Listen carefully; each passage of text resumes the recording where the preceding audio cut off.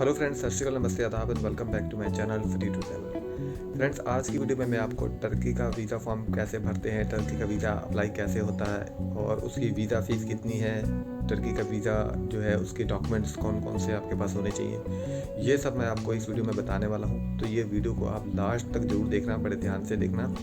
और अगर आपने मेरा चैनल सब्सक्राइब नहीं किया तो सब्सक्राइब भी ज़रूर कर लो और बेल आइकन को भी फ्रेंड्स ज़रूर दबा देना, ताकि आपको जब भी मैं अपनी न्यू वीडियो अपलोड करूँगा तो आपको उसका एक नोटिफिकेशन आ जाएगा और वो आप वीडियो देख पाएंगे। उसके अलावा ये वीडियो अगर आपको अच्छी लगे तो लाइक और कमेंट भी ज़रूर करके फ्रेंड्स बताया करो सपोर्ट करने के लिए। तो फ्रेंड्स, टर्की का वीज़ा फॉर्म को हम जो है सबसे पहले उसकी PDF फाइल होती है फ्रेंड्स, उसको हमने डाउनलोड करना होता है। हम उसे ऑनलाइन नहीं भरते हैं, पर मैं आपको ऑनलाइन सारी जो है स्टेप बाय स्टेप पूरी इन्फॉर्मेशन दूंगा कि आपने उसे कैसे भरना है डिटेल्ड में। तो आपको सबसे पहले उसे डाउनलोड करना है उसकी PDF फाइल को, और उसे जो है ब्लू या ब्लैक पेन में उसे ब्लॉक लेटर में यानी कि कैपिटल लेटर में बड़े अक्षरों में उसे भरना है। तो वो कैसे भरना है तो वो मैं आपको इस वीडियो में बताने वाला हूँ। तो फ्रेंड्स, अभी हम अपने कंप्यूटर की स्क्रीन पे जाएंगे और जो है इसको देखेंगे कि हमसे स्टेप बाय स्टेप कैसे इसे भरेंगे। तो फ्रेंड्स, चलते कंप्यूटर की स्क्रीन पे और भरते हैं टर्की का वीज़ा फॉर्म। फ्रेंड, सबसे पहले जो है आपने गूगल पे आके यहाँ पे टाइप करना है gateway-globe.com। ये टाइप करने के बाद जो ये पहली वेबसाइट आएगी gateway-globe.com, इसे आपने खोल लेना है। तो ये मैंने ऑलरेडी खोल रखी है। तो ये वेबसाइट है, इसका आप देख सकते हैं ऐसा इंटरफेस है। ठीक है फ्रेंड्स, तो सबसे पहले जो है आप यहाँ पे देख सकते हैं शेड्यूल एंड अपॉइंटमेंट। यहाँ से आप अपॉइंटमेंट को भी शेड्यूल कर सकते हैं। तो वो मैं आपको अगली वीडियो में बताऊँगा कि आप कैसे कर सकते हैं, उसमें क्या आपने लिखना होता है। तो फिलहाल अभी हम जो है वीज़ा फॉर्म और डॉक्यूमेंट्स और प्रोसेसिंग फ़ीस और जो एक दो चीज़ें और हैं वो हम जान लेते हैं। तो सबसे पहले आपने वीज़ा वाले टैब पे क्लिक करना और यहाँ पर आप टूरिस्टिक वीज़ा पे क्लिक करेंगे। तो मैंने ऑलरेडी किया हुआ है। तो हम नीचे आ जाते हैं, ये टूरिस्टिक वीज़ा लिखा है। इसमें फ्रेंड्स आप जो है required documents for tourist visa application पे इसको यहाँ से please click here to download your document list. तो यहाँ पर आप क्लिक करके इसे खोल लेंगे। ये कौन सी जो शहर खोलेंगे, ये न्यू दिल्ली, जालंधर, चंडीगढ़, गुड़गांव, जो जयपुर, कोलकाता, काठमांडू, ये अलग कंट्री नेपाल होगी, भूटान, मालदीव। तो और मुंबई वाले आप देख सकते हैं ये वाला करेंगे। फिलहाल मुझे नहीं पता ये अलग अलग क्यों है, फिलहाल इन्होंने अलग अलग ही उसकी PDF फाइल दी हुई है। तो मैंने इस जो न्यू दिल्ली वाली को मैंने डाउनलोड किया हुआ है यहाँ से, और मैंने आपको मैं नेक्स्ट स्टेप पे दिखा देता हूँ। मैंने ऑलरेडी ये खोल रखी है। तो मैं आपको दिखाता हूँ इसमें कौन कौन सी जो है डॉक्यूमेंट्स आपको चाहिए वीज़ा अप्लाई करने के लिए। तो ये फ्रेंड्स यहाँ पे लिखा है mandatory documents to apply to the embassy of the republic of Turkey new Delhi. ये टूरिस्ट वीज़ा लिखा है। तो सबसे पहला फ्रेंड्स डॉक्यूमेंट्स है आपका manually field visa application form. आपका जो है आपने हाथ से भरना है वीज़ा फॉर्म को, और बाय ब्लू और ब्लैक पेन। यहाँ आपका ब्लू पेन हो या ब्लैक पेन हो, कैपिटल लेटर्स में आपने पूरा फॉर्म भरना है। एक फ़ोटोग्राफ आप उसमें चिपकाएंगे और आपने उसको साइन भी करना है। तो जैसे यहाँ लिखा साइन बाय दी एप्लीकेंट। तो ये एक आपका डॉक्यूमेंट होगा। नंबर 2, इसमें the original passport should be less than 10 years. तो कम से कम आपका जो है 10 साल का पासपोर्ट, जो हमें वैसे 10 साल की वैलिडिटी वाला ही पासपोर्ट मिलता है। तो उसके बाद जो है ये मांग रहे हैं कि 6 महीने की वैलिडिटी आपकी बची होनी चाहिए। जब आप टर्की में ट्रैवल करोगे, वहाँ पे स्टे करोगे, तो कम से कम आपकी जो वैलिडिटी है 6 महीने की बची होनी चाहिए। उसके बाद जो है आपके पासपोर्ट पे 2 फुल ब्लैंक पेजेस भी बचे होने चाहिए। 2 ब्लैंक पेजेस फुल आपके पासपोर्ट पे बचे जरूर होने चाहिए, वीज़ा वगैरह के लिए और स्टाम्प वगैरह के लिए, इमिग्रेशन की।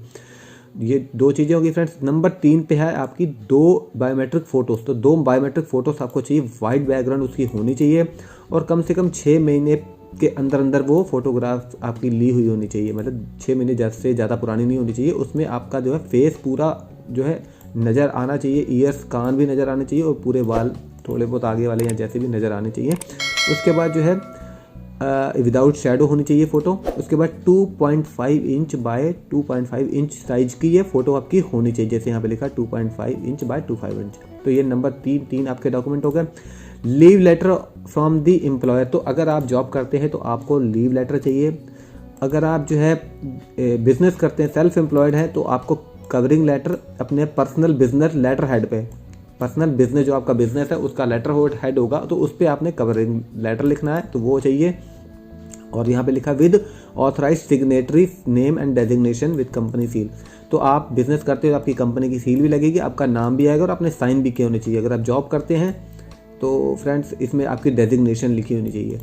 उसके अलावा ट्रैवल इंश्योरेंस होनी चाहिए आपके पास, तब तक के लिए होनी चाहिए जब तक आप जितने दिन वहाँ पर आप टर्की में स्टे करने वाले हैं। तो 30,000 यूरो की या 50,000 यूएसडी की आपकी ट्रैवल इंश्योरेंस होनी चाहिए नंबर 5 डॉक्यूमेंट में।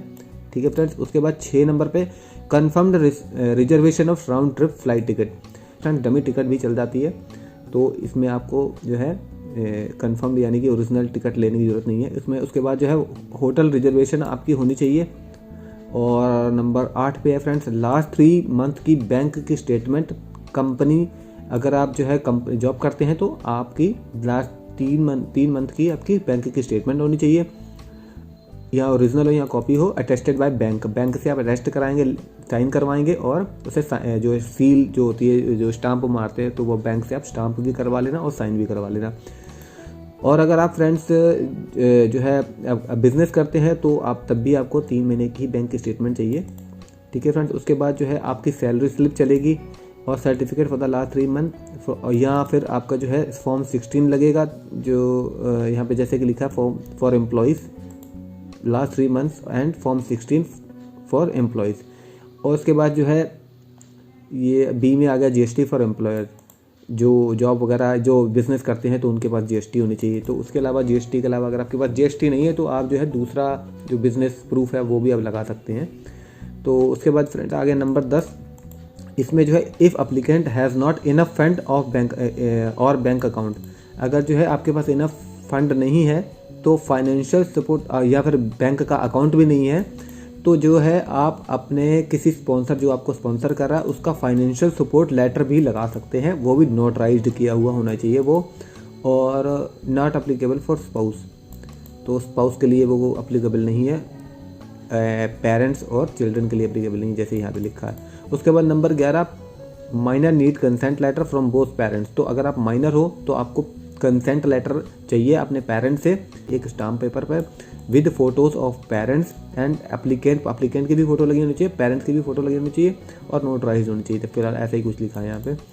उसके बाद नंबर 12 पे फ्रेंड्स अगर आपको कोई टर्किश सिटीजन को आप अगर विजिट कर रहे हैं या किसी जो फॉरेनर्स को विजिट कर रहे हैं, invitation letter including passport number, तो उसका इनविटेशन लेटर लगेगा, पासपोर्ट नंबर लगेगा, उसका फुल नाम आएगा of the applicant and copy of the identity card and bank account of the inviter. तो इन्वाइटर जो आपको इन्वाइट कर रहा है उसका फुल नेम और of the and copy of the identity card and bank account number. तो ये इन्वाइटर का ये चीज़ें लगेंगी।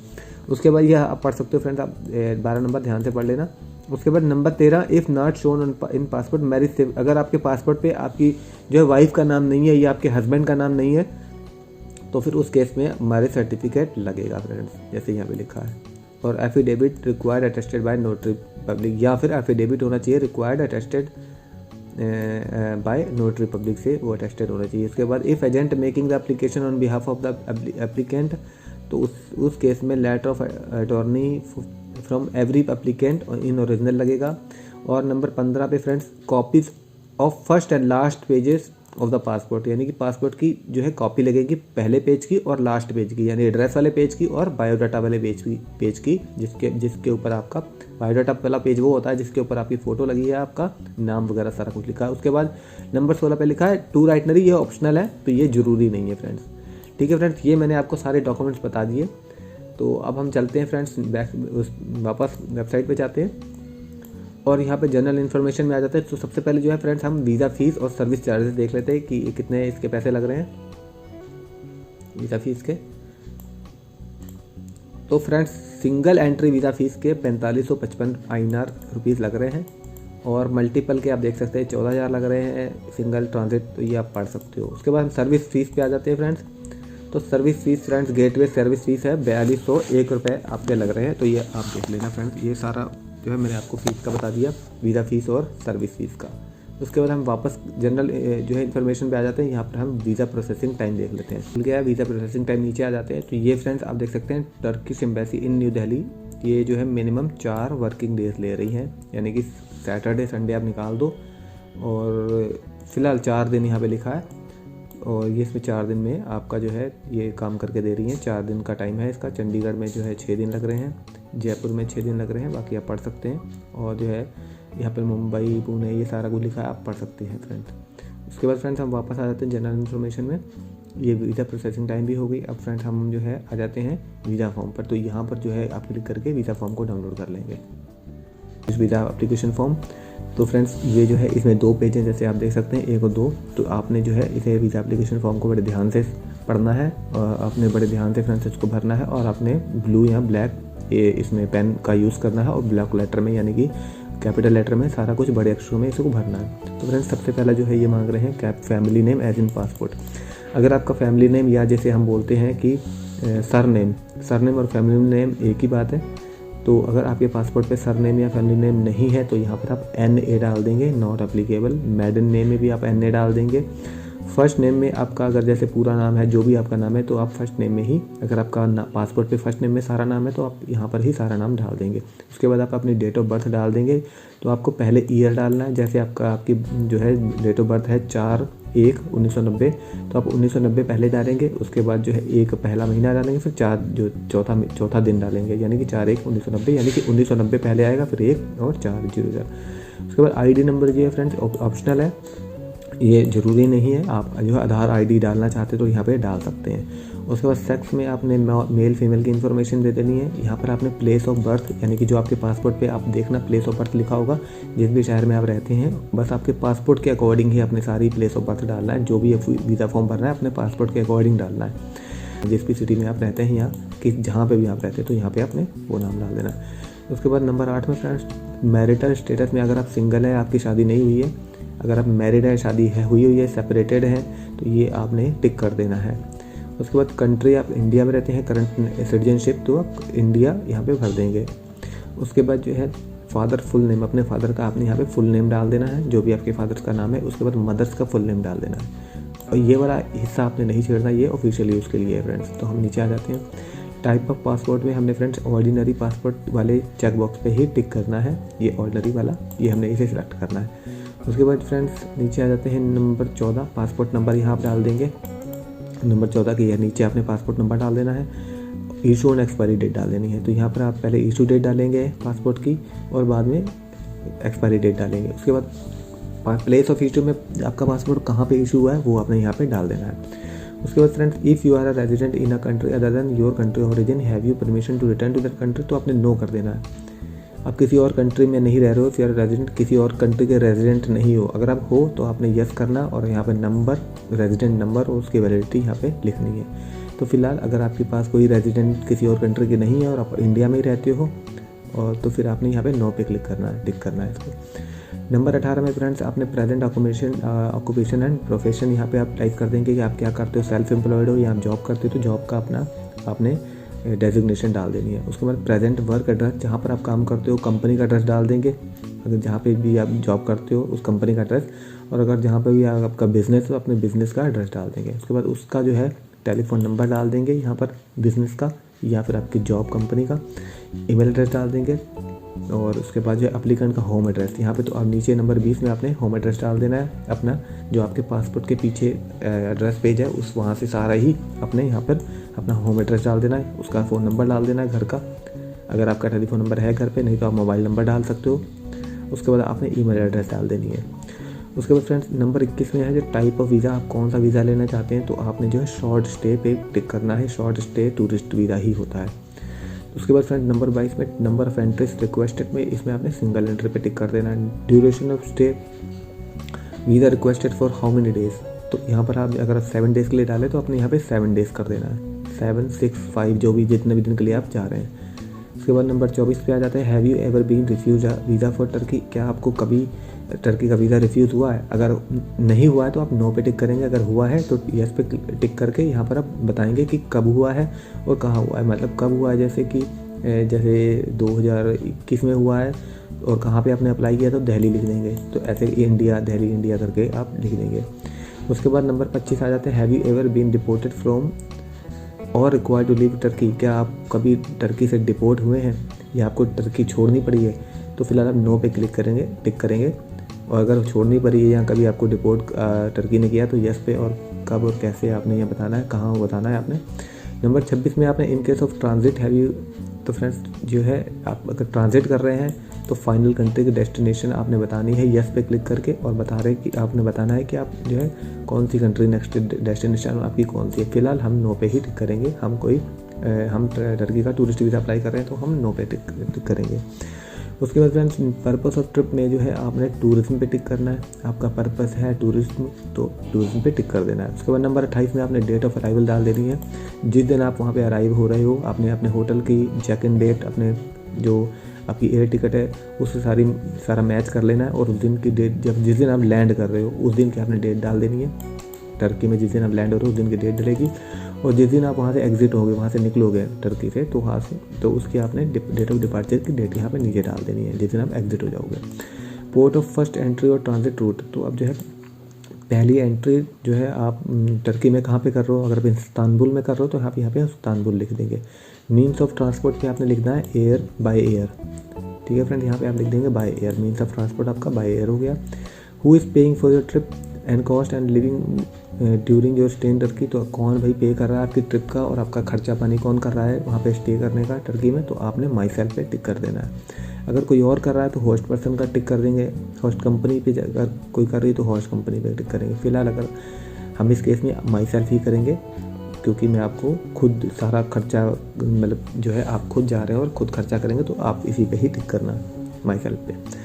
उसके बाद नंबर 33 पे आ जाते हैं friend name of host company और नेम ऑफ होस्ट और company in Turkey and on contact person in host if not applicable give name of hotel और टेम्परेरी एड्रेस इन टर्की, तो आपने जो है होटल का यहाँ पे एड्रेस डालना है, होटल का एड्रेस डालेंगे, और जो है यहाँ पे टेलीफोन नंबर डालेंगे, यहाँ पर होटल के ईमेल एड्रेस डालेंगे, और यहाँ पर जो है यहाँ बीच में आपने एड्रेस से ऊपर आपने होटल का नाम बता देना है कि उसका नाम क्या है होटल का जहाँ पे आप रुक रहे हैं। तो होटल का नाम हो गया, होटल का एड्रेस हो गया, होटल का टेलीफोन नंबर हो गया, होटल का ईमेल एड्रेस हो गया। नंबर 34 पे आ जाते हैं friends means of support during your stay, तो आप क्या क्या लेके जा रहे हैं, आप कैश लेके जा रहे हैं, आप ट्रैवलर्स चेक लेके जा रहे हैं, क्रेडिट कार्ड लेके जा रहे हैं, आपने एकोमोडेशन पेड की हुई है, या अदर में आप जो है डेबिट कार्ड यहाँ पे अदर में डेबिट कार्ड कर सकते हैं, लिख सकते हैं, और यहाँ पे travel and health insurance optional है, पर अब मैं आपको रिकमेंड करूँगा कि आप ट्रैवल इंश्योरेंस ज़रूर लें और टिक करके यहाँ पर उसकी वैलिडिटी लिखें, वो कब से कब तक ट्रैवल इंश्योरेंस आपकी जो है वैलिड है।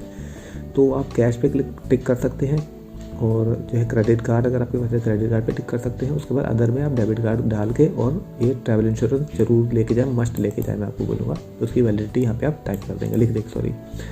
उसके बाद नंबर 35 में आप स्पाउस में आप यहाँ पे फैमिली नाम डाल देना।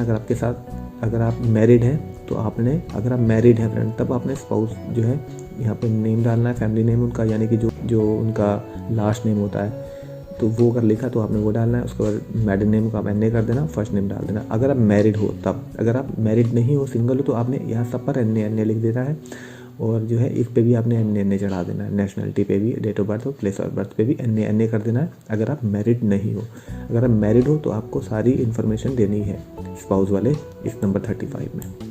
उसके बाद 36 में अगर आप जो है मैरिड ही नहीं हो तो यहाँ पर भी आप एन कर देंगे, क्योंकि आपके बच्चे नहीं हैं। नंबर 36 में चिल्ड्रन की डिटेल देनी है, तो अगर आप जो है मैरिड है ही नहीं, सिंगल है, तो आपने एन कर देना है। उसके बाद फ्रेंड्स यहाँ पर 37 पे है IELTS सर्टिफाइड, तो ये आपने पढ़ लेना है कि मैं जो है सारी इन्फॉर्मेशन मैंने आपको करेक्ट दी है, ऐसे कुछ लिखा है। उसके बाद जो है नीचे आपने आ जाना 38 पे, यहाँ पे आपने दिल्ली लिख देना अगर आप दिल्ली में अप्लाई कर रहे हैं, यहाँ पे दिल्ली, और उस दिन की डेट डाल देनी है जिस दिन आप जो है वीज़ा एप्लीकेशन को सबमिट कर रहे हैं। यहाँ पर जो है friends signature for minor, signature of custodian guardian, अगर आप कोई बच्चा जा रहा है, माइनर जा रहा है, तो उस केस में गार्जियन या जो कस्टोडियन उसके साइन करेगा, आपने नहीं करने हैं। तो फ्रेंड्स इस तरह से ये पूरा फॉर्म हमने भर दिया है। आई होप मैंने आपको सारी इन्फॉर्मेशन दे दी है कि कैसे वीज़ा फॉर्म भरते हैं टर्की का। तो फ्रेंड्स नेक्स्ट वीडियो में मैं आपको टर्की की जो है अपॉइंटमेंट कैसे शेड्यूल करते हैं वो बताऊंगा। उसमें जो है ईमेल में आपने क्या लिखना होता है वो सारी डिटेल में बताऊंगा। तो आई होप ये वीडियो आपको पूरी क्लियर होगी। तो फ्रेंड्स अगर आपको अच्छी लगी तो प्लीज़ मेरे जो है चैनल को सब्सक्राइब कर लो और वीडियो को लाइक और कमेंट करके मुझे ज़रूर बताना। तो फ्रेंड्स मिलते हैं नेक्स्ट वीडियो में, शेड्यूल अपॉइंटमेंट कैसे करते हैं टर्की के लिए। तो मिलते हैं नेक्स्ट वीडियो में, तब तक के लिए सत श्री अकाल।